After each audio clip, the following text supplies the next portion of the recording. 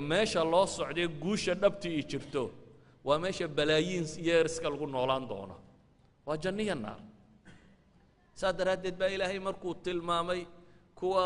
fitnada iyo imtixaanka sameeyana in cadaab kulul ugu dambeeyo kuwa iimaanka laga helanay inay jannooyin leeyihiin dalika alfawz ayaa ilaahay wuxuu inna batsha rabbika la shadiid innahu huwa yubdi'u wa yu'id wa huwa al-ghafuru al-wadud ذو العرش المجيد فعال لما يريد سورة انت هذا الدنبي إلهي وحليه ور إلهي قبشدي سوى مد أدق وحكى له إلهي نوت المامل إنه يهي فعال لما يريد وحد دونك سمايا وحكى له إلهي نوت المامل وحا أدونك كدعيا إنانو موغنين شاهد إنه يهي أو أركيه وما نقموا منهم إلا أن يؤمنوا بالله العزيز الحميد الذي له ملك السماوات والأرض والله على كل شيء شهيد إلهي وحول وحك استور دعينا وانركيا مؤمن كلا جبيان أركيا دمر كلا لينا يان أركيا عرورت مرة إنسان أركيا وحول وإن مقدم بإلهي لي على كل شيء شهيد نوانه فعال لما يريد نوانه بإلهي لي غافل لك ما هي عما يعمل الظالمون إنما يؤخرهم ليوم تشخص فيه الأبصار إذن قفك مؤمن قصدني وحي نبارس يا كو وحبايا لابتك حاجنن والله يقول حوق بتاع ما كان بعد عيام الساعة بعد عيام الدنيا وحن بكر دعي الدنيا ربي قال هذا معمولة يه أدوك كن على الطريق هذا هو الشيء الأول الشيء الثاني وحين الدريم إن وقت كستوى مركز دتكم مدة شوقة بين إلهي وصو صار من الدين تو عصبانة السية أو دتك الدين تدي بقويارة إلهي وحود دارتي غلام إنه النقطة دول كان عند الدين تو صار نولينس تام معناه هذو حويان إنه كح حساب طنون نلاش الدمانت جارهن عرورته ويل يراد رب يسال غيابه ومدن إلهي كوبد باديه waayo ummadan dhan ilaahay suurada quraanka kaga waramayo waa gulaam waxa lagu badbaadiyay hal wiil arrinta yarayna quraanka u dhigayna faatixada u dhigay sidee waxoogaa nusuus quraana xadiis u sharxaysa intan kuwan mid kamida la arkay in ilaahay gacantooda ku badbaadiyo adigu waxba kama ogid idan waxa ay tilmaamaysaa meesha aynu wax ka raadinayno meel aan ahayn baa ilaahay wax ka gadiya adigu waxa tiladay madaxweynaha hadii la keeno malaaba wax waliba hagaag lahayn ama halkan hadii laga boodo laakiin إلهي سبحانه وتعالى مركو وحبدل يا هل ويلو يربو وحكو بدل كرا وحي قصدنا نوت المامسة أمد داردن إيقو ليستي إيمانك هالشيء دين تكون نولاتي غلامين وها عدة بدبادسي ثالث الأمر وحي نوت المامسة قصدتني ضدك أهل الشركة أهي inay jecel yihiin sharku inuu waaro xataa isagoo qoran intuu dhinto sharkiisa inuu la dhintee kuwa ka dambeeyana inay sharkaasi wadaan walidalik baa saaxirka kani boqorkii intuu tagay muxuu ka codsanayaa boqorka sixirka iyo waxaan inaanu dadka ka lumin deetana wuxuu leeyahay wiil yaroo caqli badan oo kana keen si sixirku u sii waaro taa macnaheedu waxa weeyaan war haddii dadka ahlu sharkiiba ay u xidhxidhan yihiin sharku siduu u waari lahaa adigu haddaad khayr rumaysantahay waa inaad u xidhxidhnaataa adna khayrkan sidii aad u waarin lahayd uu kaaga hadhi lahaa raabic ilamr waxaynu aragnay qisadatan wiil yar oo ilaahay karaamaad tiro badan la ka muujiyey waxaynu aragnay wiil yar oo dhagax intuu tuuro bahal magaalo u taag weyday ilaahay dhagaxiisa ku dilay waxaynu aragnay wiil yar oo ilaahay intuu u baryo kuwa indhaliyay indhuhu u baxaya waxaynu aragnay wiil yar oo kuwa baras qaba intuu ilaahay u baryo ay barasku ka kacayso waxaynu aragnay wiil yar oo dadkoo dhamay intuu boqor dhan iyo dawlad dham isugu tagtay inay disho ilaahay baryayo le ilaahu iga fayd kuwa dhibaatadooda ilaahay ka faydayo taa macnaheedu waxa weeyaan ilaahay subxaanahu watacaala ciddii qalbi suuban ula timaado daahira karaama hadday ka dhacdo ma kibro wiilkani ma odhan dad yahow aakhira anigunbaa shafeeco qaaday aniga igu soo urura wa ilaa ninkan ka xarima jannada qof dambe janno urinaya ma jiro sida bacdu ahlu turuq ay sheeganayaan iyagoo waxbaba ka dhicin kan ilaahay baa ka warramaya waxa karaamo ka dhacday waxa alla ka warramaya subxaanahu wa tacaala ama axaadiista nebigu calayhi salaatu wasalaam waxay inoo sheegaysaa wiilkan in waxa karaamo ka dhacay idan karaamaadku waa ta'yiid ilaahay uu ku ayiday dadkiisa saalixiinta ah mana sheegayso qofka karaama ka dhacday inuu ka weyn yahay qofkan karaama ka dhicin bale waxay culimmadu yidhaahdaan wakhtiga dacful iimaanku tiro batay karaamaduna tiro badataa xataa wakhtiga iimaanku qawigayay waxay culimmada qaar yidhaahdaan taabiciintii dambe iyo kuwii ka sii dambeeyey baa karaamaadka la wariyaa ka tiro badan yihiin wakhtigii saxaabada kuwa la wariyo waxay yidhahdaan saxaabadu in badanoo ka midii waxay gaadheen xad iimaankooda uu dhammaystirmay ama meel xooggan uu gaadhay yacni yaqiin bay haysteen karaama hadday dhacday haddaanay dhicin ba aanay tazaczucayn laakiin dadka marka dacfigu ku dhaca ilaahay subxaana wa tacaala karaamaadka uu muujiyaa si maxay iimaankooda uu xoogo magaalo dhan oo gaalo ah ayaa wiilkan yar ilaahay karaamaadkan ka muujiyey si uu diinta ugu soo hago oo ay u islaamaan khamis alamr wiilka kan iyo qisadiisu iyo dadka mu'miniinta ka dambeeyey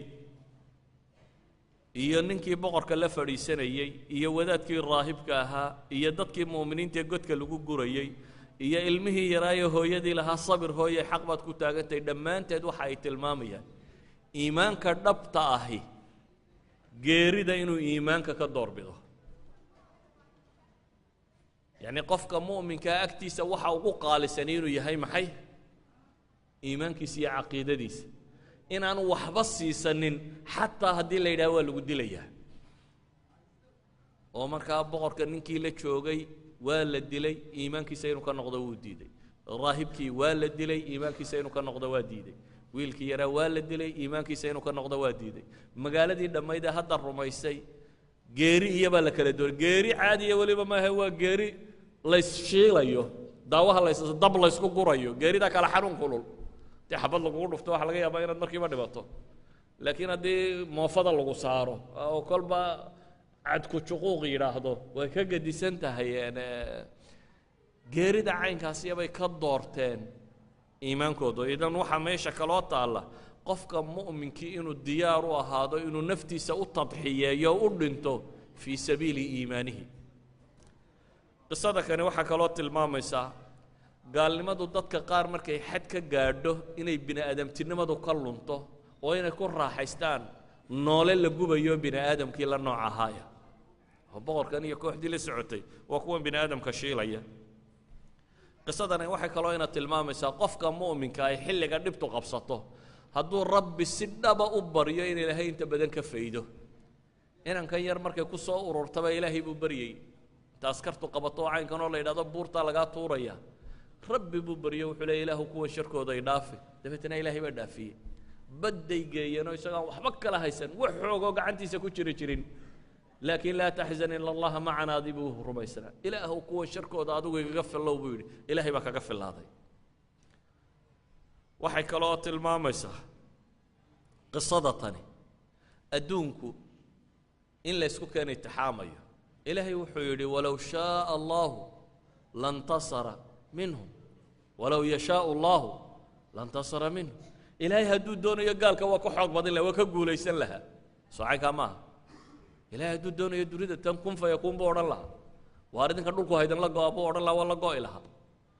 laakiin ilaahay baa wuxuu ina leeyahy walow yashaau allahu lantasara minhum ilaahay hadduu doonayo iyaguu ka guulaysan lahaa ee maxaa ilaahay doonay walaakin liyabluwa bacdakum bibacdin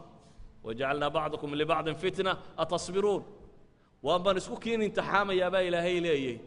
anigoo eegaya bal inaad sabirtaan iyo in kale taa macnaheed waxa weeyaan qofka mu'minka inuu sabirka diyaar u noqdo duruufta iyo dhibta iyo mushkiladdu waxay doonaysa ha noqotee qofka mu'minkii inuu ku dadaalo inuu sabro waxaa kaloo qisadana tilmaamaysaa ilaahay subxaanaه wa tacaala gaalka kibre markuu xad kibirkoodu gaadho in ilaahay mashaakil ku itixaamo muujiya liidashadooda ninkan dadka laynaya wax kasta samaynayay ilaahay wuxuu ku itixaamay isaga iyo dowladdiisii iyo askartiisii iyo wixiisii oo dhammi wiil yar inay dilaan wiil yar bay u taag waayeen inay dilaan waa boqortooyo dhan iyo dowlad dhan iyo askarteedii iyo waxeedii oo rabta hal wiil inay disho laakiin awoodi kari weyday waa cay ilaahay subxaanaه wa tacaala oo fashilinaya hal wiil ayaa isugu tagtay dabeetana halkii wiil bay dili kari waayeen ilaa iyo wiilka yar uu ku dhintay markii isaga awaamirtiisa la yeelay sidaa yeelo sidaa yeelo sidaa yeelo sidaa yeelo markaasuma dhiman karayaan waxaa kaloo qisadan inoo tilmaamaysaa rajul alcaqiida mararka qaarkood in dacfi ku dhici karo oo waxay ahayd in la qariyo uu qarin waayi karo marka dabka la saaree la cadaabo inuu wax iska sheegi karo waayo dadkan iyagoo iimaan u dhintaa haddana qisadu waxay inoo sheegaysaa markii la soo qabtay ninkii boqorkee la cadaabay wuxuu sheegay maxay wiilka markii la cadaabay isna muxuu sheegay raahibkii buu sheegay yacni qofku markuu toorjarka iyo dhibta galo mararka qaarkood xiina dacf waa dhici kartaa inuu siro badan iyo wax badan sheego laakiin haddana waxaa laynoo tilmaamaya kuwii sirtaa sheegay markay arrintu gaadhay gaalnimo iyo islaam gaalow ama waa ku dilaya inay doorteen dilka inay ka doorteen ayuu sheegaya waxaa kaloo uu sheegaysaa qisada tani koow macallinku ardaygiisa inuu tashjiiciyo oo haddii wax wanaagsan ay ka muuqdaan inuu ku ammaano macallinku inuu ardaygiisa u tababaro inuu wax dheeraan doono macallinku inuu ardaygiisa ugu talagalo inuu noqdo qof bulshada intuu isagu hayay horumar ka sameeya laakiin macallinku inaanu ardayga kaga talagelin inuu isaga nuskha minhu noqdo copy dadku hadda waxay jecel yihiin inta badan nin waliba kursigiisa inaan loogu iman kanaan ku fadhiyo inaydan daydu ku soo fadhiisanin aniguna aan ka warramo laakiin haddaan macallin dhaba ahay waa inaan jeclaadaa mid iga fiican inuu halkan soo fadhiisto inaan u tareyngareeyo dadku inay noqon karaan wax aniga i dhaama waayo dadkan ilaahay baa subxaana wa tacaala awoodo siiyey tiro badan leh inta igu aasan in ka badan baa dad badan oo halka fadhida ku aasan laakiin waxay u baahan yihiin tafjiir in bamku si uu qarxo dee dab yarunbaa la sudhaa isagaa markaa arla dhan gubaya dad badan baa waxay u baahan yihiin in ignitionka in loo shido uun dan waxaagii wax ka fiican buu keenaya saa daraaddeed wuxuu sheekhii ardaygan yar tababaraya ku dadaalaya inuu yidhaahdo anta afdalu mini al'aan waa mas'alati tawaaduc inaad xaasid ka noqonin wadaad haddaad aragto wadaadku hadduu arko wadaad kaloo ka yar muxaadarooyin fiican inuu yaro garbeeyo siraa warkani dadkaabu kaa qabsan doonaaye meeshayuu kugu cidhiidhiyey siyaasigu arko nin ka yaro firfircoon warkani meeshuu malcaamadda qur-aanka ka dhigayo siraa mid kaa yaro tajwiid badan baa yime yuu xerta kaa kaxaysana ama ardada kaa kaxaysana qofba hadduu qof meesha ka saaro waxba laakiin asalku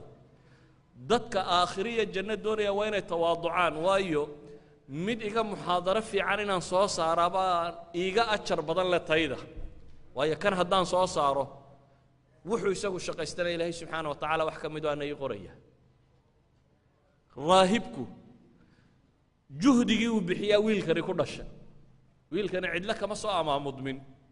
waxyi kuma soo degin isagoo meel cidlaa fadhiyo ilaahay subxaana wa tacaala waxyi kuma manaysanin laakiin ilaahay wuxuu sabab uga dhigay inuu raahibkani soo saaro idan raahibka kani isagaa masder u ah xasanada tanba xasanadaad adigu masderka u ahayd inaad colaadiso maaha waa adigiiyo adigiis colaadinaya marka kan waayo xasanadan isagaa bilaabo biqliyey isagaa soo saaray inuu wiilkani wiil ka noqdo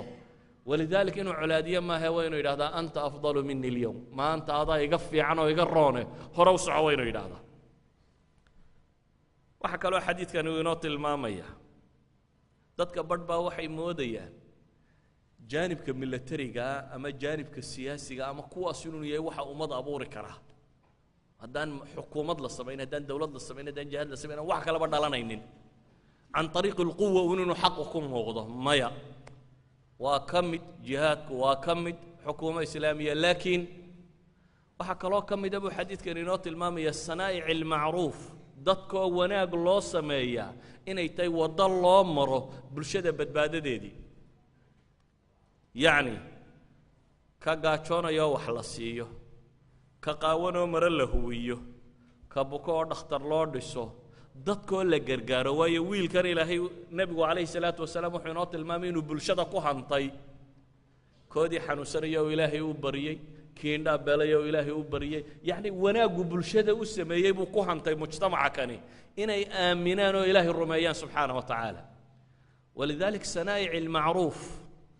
waa ariiq ka mida uruqa loo maro yacni bulshada inta badan waxaa ku dhacda nin waliba waddadu hayo mooyaane waddooyinka kaleo dhan baadil buu u yaqaana haddii ka khayrka